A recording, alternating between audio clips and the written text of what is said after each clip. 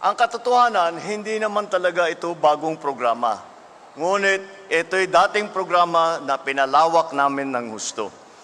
Dahil po, sa aming karanasan, ang nangyayari, bakit masyadong mataas ang mortality rate kung tawagin sa mga malalaking ospital, sa regional hospital, sa mga provincial hospital? Pagka yung pasyente, ba't ang daming namamatay? At nagtatanong kami, ang sagot sa amin, simple lang. Dahil napakalayo ng ating malalaking ospital doon sa kanilang pinanggagalingan. At kaya napakahirap makapunta kahit na may kaunting nararamdaman, ay sabi, hindi na bale. Dahil napakalayo, kailangan ko maghanap ng mag-alaga ng mga bata, hindi kailangan ko mag-off sa trabaho, kaya magbabayad ako ng pamasahe, lahat-lahat. Kaya kaya namin sabi, pagdating dito sa amin, sa ospital, malala na masyado ang karamdaman nila. Wala na kaming magawa.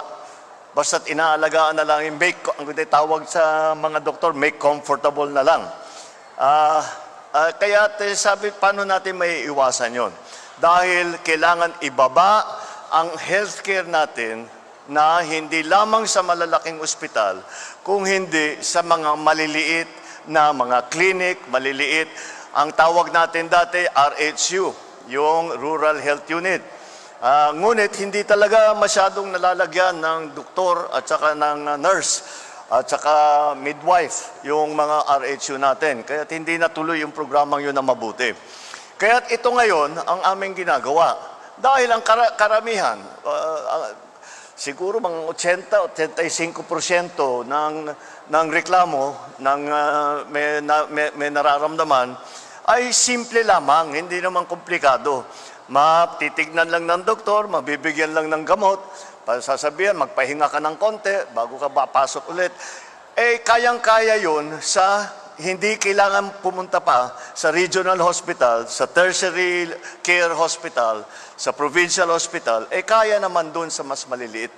Kaya ito ang aming ginawa. Binaba natin ang serbisyo ng healthcare natin para mas malapit doon sa pinanggagalingan ng ating mga magiging pasyente at hindi na kailangan magpa-confine sa malalaking ospital. Kaya maayos na yung problema nila. Kaya yan ang layunin talaga nitong ating yakap program.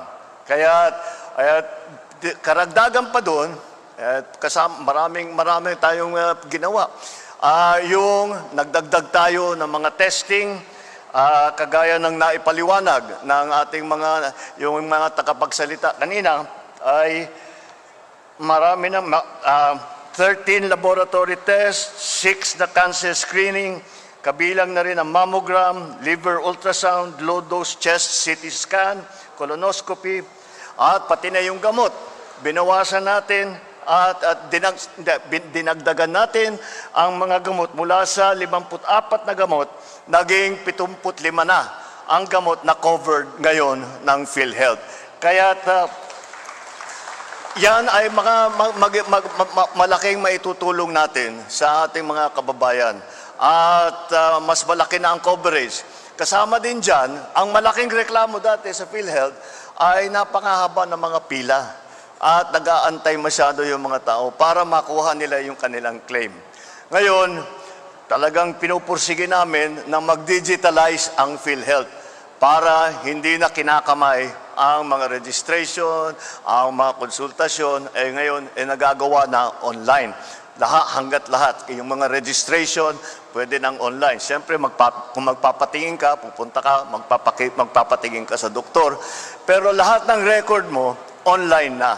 Kaya pagka nabigyan kayo ng prescription, ay hindi nyo kailangan kunin doon din sa ospital kung saan mo nakuha yung prescription.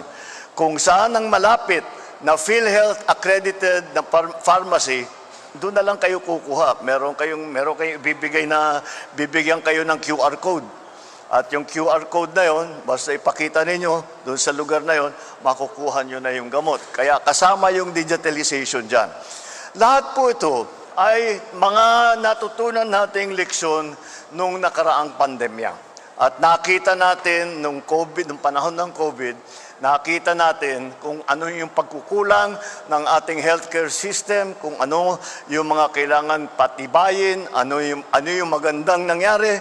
Kaya ito yung aming ginawa. At para pinalalapit natin ang healthcare system natin sa taong bayan para naman, unang-una, sila ay magpapatingin kaagad kapag sila ay may nararamdaman. At bukod pa doon, makakatulong pa tayo kung sakali man kailangan silang magpagamot, ay tinutulungan natin sila para pagpamura ng gamot, para bayaran na ng insurance, ng PhilHealth, yung mga gamot at saka yung mga ibang test at yung mga ibang serbisyo. Lahat po yan ay sa aming layunin na talagang pagandahin ang healthcare system natin dito sa Pilipinas. At sa palagay ko, dito pagpatuloy ng yakap na programa ay mararamdaman ng taong bayan na ang pamahalaan ay nandito at ginagawa ang lahat at ginagamit lahat ng kakayahan ng buong pamahalaan upang tulungan kayo, lalong-lalo na kapag kayo ay may sakit. Hindi ko makalimutan ang payo sa akin ng aking ama. At sinasabi niya sa akin, ang alalahanin mo yung healthcare system natin. Sabi niya dahil kahit gaano ka kayaman, kahit gaano ka kasikat, kapag ikaw ay may sakit, hindi mo mararamdaman ang inyong naging pagsisikat na iyong maging pagyayaman. Hindi mo may enjoy pagsama sa inyong pamilya at lahat ito ay mas mahalaga sa yaman, mas mahalaga sa sikat. Kaya't yan po ang binibigyan namin ng prioridad ang ating mga kababayan na sila ay maging healthy, sila ay may malalapitan at may tutulong kapag sila man ay magkaroon ng karamdaman. Tulungan niyo po kami. Ang isa pang bagay na kailangan natin talagang tugunan, kailangan malaman ng tao na merong ganito. Kung minsan gumagawa kami ng programa na maganda, ngunit walang nag-a-avail dahil hindi nila alam. At kung alam man nila, hindi nila alam kung paano gagawin. Saan sila pupunta o saan sila ano yung website na pupuntahan nila, ano yung eGov app. Kaya gagamitin po natin lahat ng pasilidad ng pamahalaan upang ipalaman sa taong bayan na may ganitong klaseng programa at ganito ang pag-avail kung ano yung pangangailangan ninyo. Kaya po, i-download nyo na po yung eGov Super App.